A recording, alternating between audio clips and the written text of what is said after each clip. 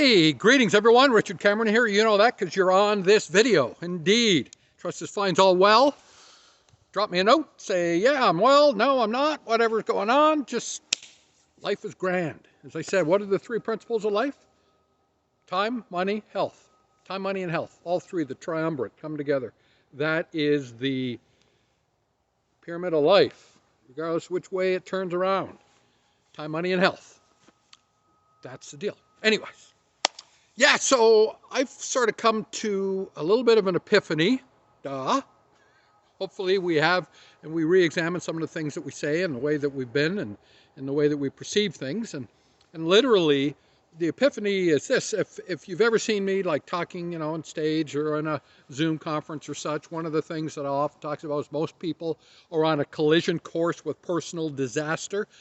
They're just in denial about it. They're just walking through their life, putting and going through the motions to collect paychecks, break down their bodies, get rid of their time, do all the things. In other words, they're renting out their life in order to just get through it. In other words, they're making do, right? They're getting by until they die, right? That sort of thing.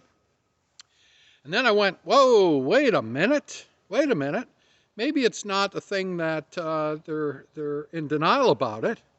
Maybe they're just oblivious to it.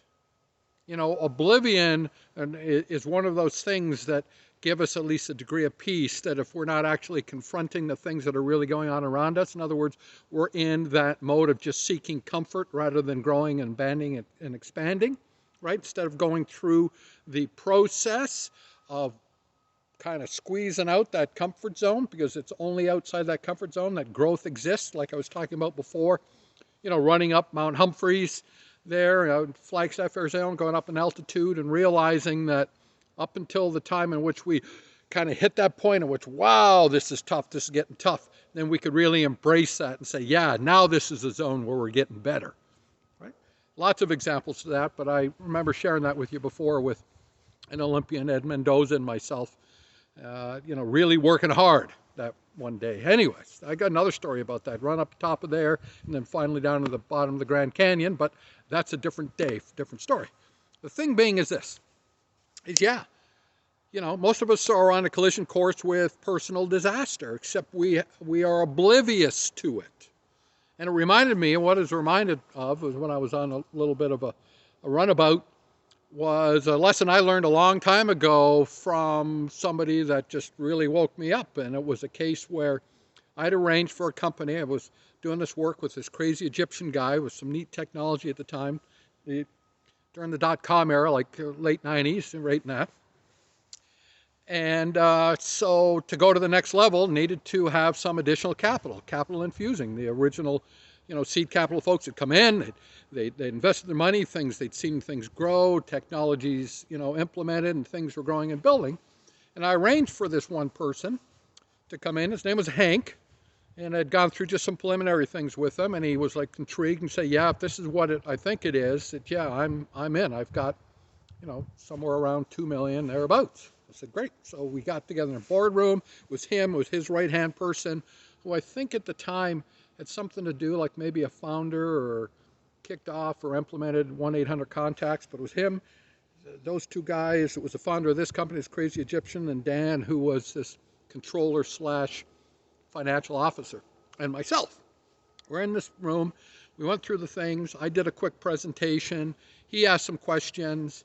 Everything seemed to be right on line with it. And of course, the answers were coming from Dan and this crazy Egyptian. And he said, great.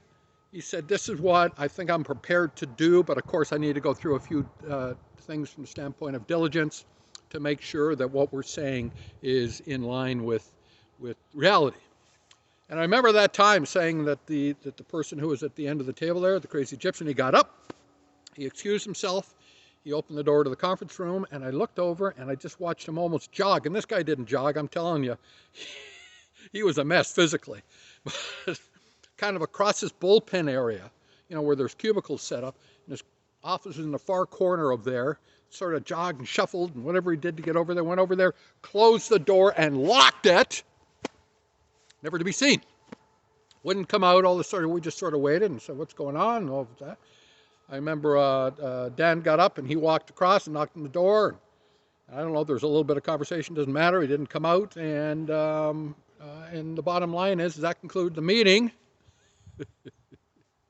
I'm sitting there and I'm looking at this guy that I'd already done this preliminary work with. It's like, what the heck is that?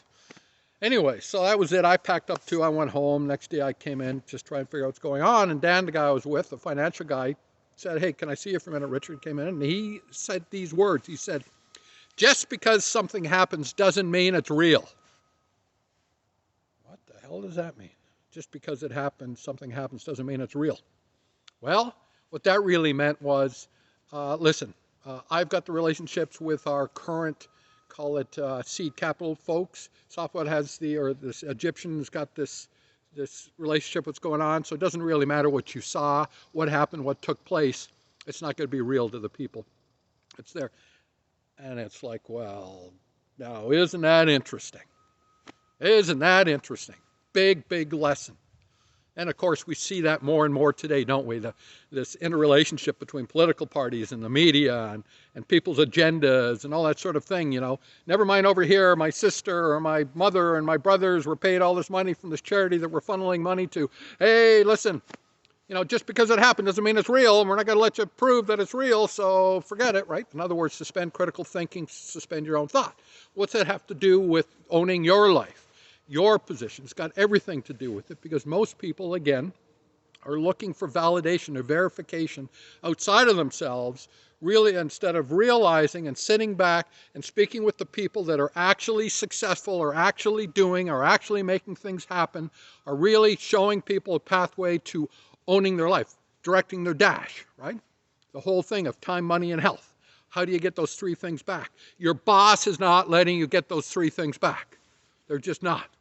They want to exploit your time for as little money as possible, and they'll take it out of your hide. You know it, and I know it. Okay? It's all around you. But if you put yourself in a position of being oblivious to it, oblivious to the truth, then only you can direct your dash.